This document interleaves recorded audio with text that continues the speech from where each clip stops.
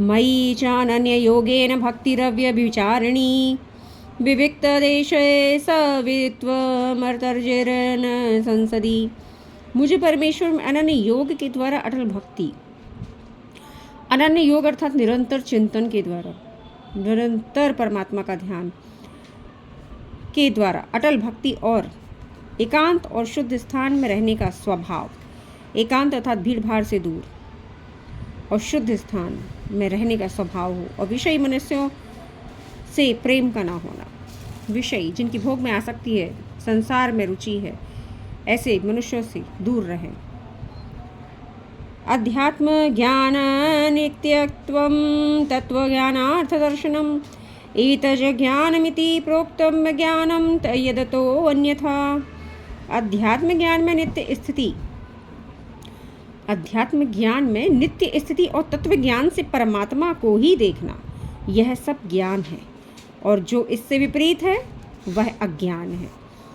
अब आप अज्ञानी बनना चाहते हैं या ज्ञानी? क्योंकि अध्यात्म में प्रवेश करके ही आप ज्ञानी बन सकते हैं।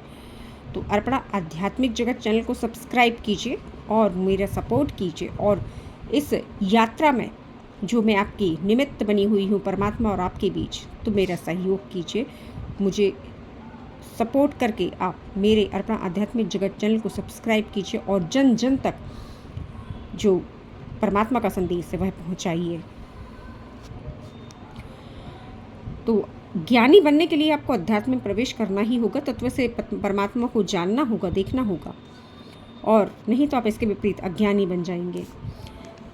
ज्ञेयम् एतत् प्रवक्ष्यामि यद् ज्ञात्वा मृतमश्नुते अनादित् मत्परं ब्रह्म न संतानासदुच्यते।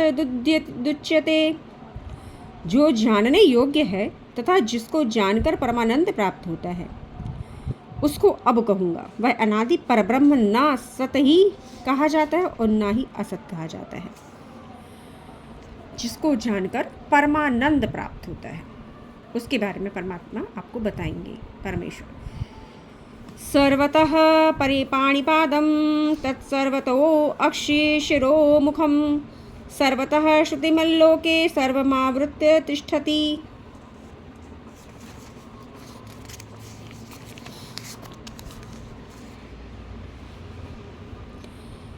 वह सब और हाथ पैर वाला, सब और नेत्र, सब और मुख वाला और सब और कान वाला है, क्योंकि वह संसार में सबको व्याप्त करके स्थित है, अर्थात जिसके भीतर सब कुछ है। परमात्मा वह है जिसके भीतर सब कुछ है, और वह है जिसे सब कुछ पता है, वह है परमात्मा।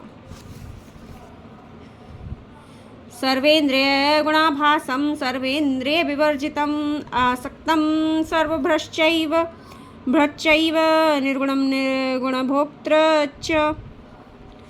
वह संपूर्ण इंद्रियों के विषयों को जानने वाला है, परंतु वास्तव में सब इंद्रियों से रहित है। वह संपूर्ण इंद्रियों के विषयों को जानने वाला है, लेकिन सब इंद्रियों से वास्तव में वह रहित है। आसक्ति रहित होने पर भी वह सबका धारण पोषण करने वाला, आसक्ति रहित होने पर भी वह सबका धारण करता है और पोषण भी करता है, और निर्गुण होने पर भी गुणों को भोगने वाला है। अब ये किसके बारे में बात हो रही है? परमात्मा के बारे में, अर्थात वह सब में है भी और नहीं भी, सब उसके भीतर भी है, और सब और मुख वाला, कान वाला, नेत्रों वाला है, सिर वाला है सब और। अर्थात इसका मतलब क्या है कि वह आपको हर ओर से देख रहा है, और सबको पोषण देने वाला भी वह है, और सभी को धारण करने वाला। धारण करने का अर्थ ही होता है कि आप सब, हम सब, अखिल ब्रह्मांड उसके एक के भीतर है।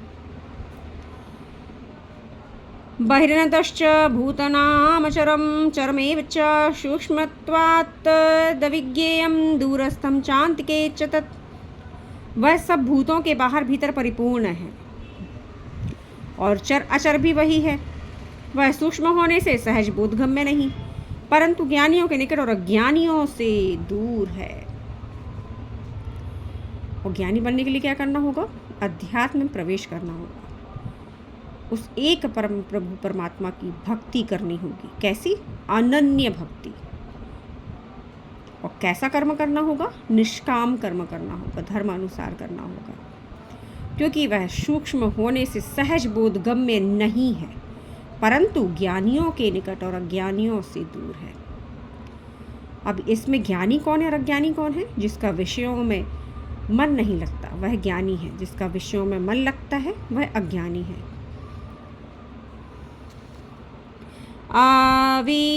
अविभक्तं च भूतेषु विभक्तमिव च स्थितं भूतभर्तृ च तत्ज्ञेयं विष्णु प्रभु विष्णु च। वह परमात्मा अखंड रूप से आकाश के सदृश परिपूर्ण होने पर भी चराचर संपूर्ण भूतों में विभक्त सा प्रतीत होता है। बिल्कुल, जब आपको ज्ञान होगा, भीतर प्रवेश करेंगे, तब आपको ये ज्ञान बहुत ही अचंभव में डाल देगा, बहुत ही आश्चर्य में डालेगा ये कि हम तो लिप्त हो जाते हैं, किंतु परमात्मा लिप्त नहीं होते प्रकृति में। वह आपको बिल्कुल अलग दिखेंगे। वैरागी, वे सब कुछ निर्वाह करते हुए भी उसमें लिप्त नहीं होते हैं। यद्यपि वे मनुष्य रूप में भी आते हैं तो भी वे लिप्त नहीं होते। आप स्वयं देखेंगे, बहुत ही आसानी से भगवान श्री राम के रूप में उन्होंने जंगल की ओर गमन कर लिया, वन की ओर, भगवान श्री कृष्ण की तरह। देख रहे हैं भगवान श्री कृष्ण ने किस तरह से द्वारिका तक प्रवेश किया, अर्थात पहले वृंदावन है ना, फिर मथुरा और फिर द्वारिका। मोहित नहीं होते हैं वे, किसी भी चीज़ में मोहित नहीं होते। और प्रेमी कभी कभी उन्हें निष्ठुर भी कह देते हैं, किंतु वे परम प्रेमियों के भी प्रेम हैं। वह परमात्मा विष्णु रूप से धारण पोषण करने वाला और रुद्र रूप से सबका संहार करने वाला और ब्रह्मा रूप से सबको उत्पन्न करने वाला है। यह प्रकृति की बात चल रही है कि प्रकृति में जो ब्रह्मा विष्णु और महेश का पद है उसमें वह कैसे स्थित है परमात्मा। वही पालनकर्ता बन जाते हैं अर्थात विष्णु, वही संहारकर्ता बन जाते हैं अर्थात रुद्र, और वही उत्पन्न करता अर्थात ब्रह्मा बन जाते हैं। क्योंकि प्रकृति में जो भी रूप है उन सभी में वही एक ऊर्जा परमात्मा विराजमान है। ज्योतिषामपि तज्ज्योतिस्तमसः परमुच्यते ज्ञानं ज्ञेयं ज्ञानगम्यं हृदि सर्वस्य विशिष्टतम। वह परब्रह्म ज्योतियों का भी ज्योति और माया से अत्यंत परे कहा जाता है। वह परमात्मा बोध स्वरूप जानने के योग्य एवं तत्व ज्ञान से प्राप्त करने योग्य और सबके हृदय में विशेष रूप से स्थित है। यहाँ समझने योग्य बात यह है कि जब तक आप नहीं जानते तब तक वह आपसे बहुत दूर है। आप उनके भीतर है, वह आपके भीतर नहीं। लेकिन जब आप जान जाते हैं तो वे परब्रह्म परमात्मा ज्योतियों के भी ज्योति और माया से अत्यंत परे हैं। और परमात्मा बोध स्वरूप जानने के योग्य, उस तत्व ज्ञान से प्राप्त करने योग्य और सबके हृदय में विशेष रूप से स्थित है। वह एक परमात्मा जो गुरु रूप में भी स्थित है। भीतर प्रवेश कीजिए और इस अद्भुत दिव्य अनुभव को आप भी अनुभव कर पाएंगे, आप भी साक्षात्कार कर पाएंगे उस एक परमात्मा का, और कृतार्थ हो जाएंगे कि आपने जो जीवन लिया उस जीवन का मूल उद्देश्य आपने पूर्ण कर लिया। इति क्षेत्रं तथा ज्ञानं ज्ञेयं चोक्तं समासतः मद्भक्त तद्विजाय मद्भवपयोपपद्यते। इस प्रकार क्षेत्र और ज्ञान और जानने योग्य परमात्मा के स्वरूप को संक्षेप में मेरे द्वारा कहा गया। मेरा भक्त इसको तत्व से जानकर मेरे स्वरूप को प्राप्त होता है। अब ये जो कुछ भी बताया है वह संक्षेप में बताया है। विस्तार तो वाकई में मैंने भी आपको बताया कि मैं वर्णन नहीं कर सकती, क्योंकि शब्दों में वह असीमता नहीं है कि जो परमात्मा के वैभव, उनकी विभूति का वर्णन कर सके। क्योंकि शब्दों में परमात्मा को नहीं बांधा जा सकता। और ये जो दिव्य अनुभव है, जब आप स्वयं करेंगे तब आपको ज्ञात होगा कि आप जो अब तक कर रहे थे उसमें सिर्फ और सिर्फ आप समय की बर्बादी कर रहे थे। तो इस समय को, श्वासों को, नश्वर श्वासों को और मत नाश कीजिए और परमात्मा की ओर बढ़िए, उस अविनाशी की ओर बढ़िए। प्रकृतिं पुरुषं चैव विध्यनादि उभावपि विकाराश्च गुणाश्चैव विद्धि प्रकृति संभवान। प्रकृति और पुरुष इन दोनों को ही तू अनादि जान और राग द्वेष आदि विकारों को तथा त्रिगुणात्मक संपूर्ण पदार्थों को भी प्रकृति से ही उत्पन्न जान। अब जो प्रकृति और पुरुष है, इन दोनों को अनादि अर्थात सदा से ही हैं, सदा से थे, रहेंगे, और राग द्वेष विकारों को तथा त्रिगुणात्मक संपूर्ण पदार्थों को भी प्रकृति से ही उत्पन्न जान। समय के साथ साथ सभी में परिवर्तन होता रहता है, जिससे विकार भी उत्पन्न होते हैं, और विकार के बाद त्रिगुणात्मक संपूर्ण पदार्थों को प्रकृति से ही, अर्थात कुछ न कुछ परिवर्तन आप देखेंगे प्रतिपल होता रहता है, और वह परिवर्तन ही प्रकृति का नियम है।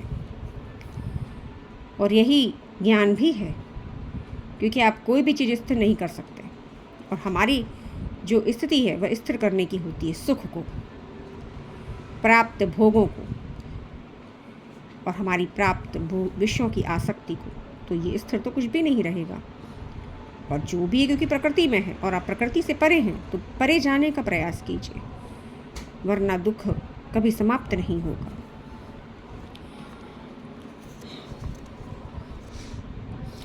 कार्य करण कर्तृत्वे हेतु प्रकृतिरुच्यते, पुरुषः सुख दुःखानां भोक्तृत्वे हेतुरुच्यते। यहाँ पर नीचे देखिए, आकाश, वायु, अग्नि, जल और पृथ्वी तथा शब्द, रूप, स्पर्श, रस, गंध, इनका नाम कार्य है, अर्थात ज्ञानेंद्रियाँ है ना, और महाभूत, पंच महाभूत और ज्ञानेंद्रियाँ ये कार्य है।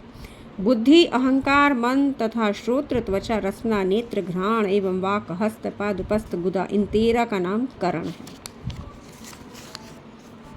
कार्य और करण को उत्पन्न करने में, कार्य और करण को उत्पन्न करने में हेतु कही गई, हेतु प्रकृति कही जाती है, अर्थात प्रकृति से उत्पन्न होते हैं, और जीवात्मा के सुख दुख के भोक्तापन अर्थात भोगने को हेतु कहा जाता है।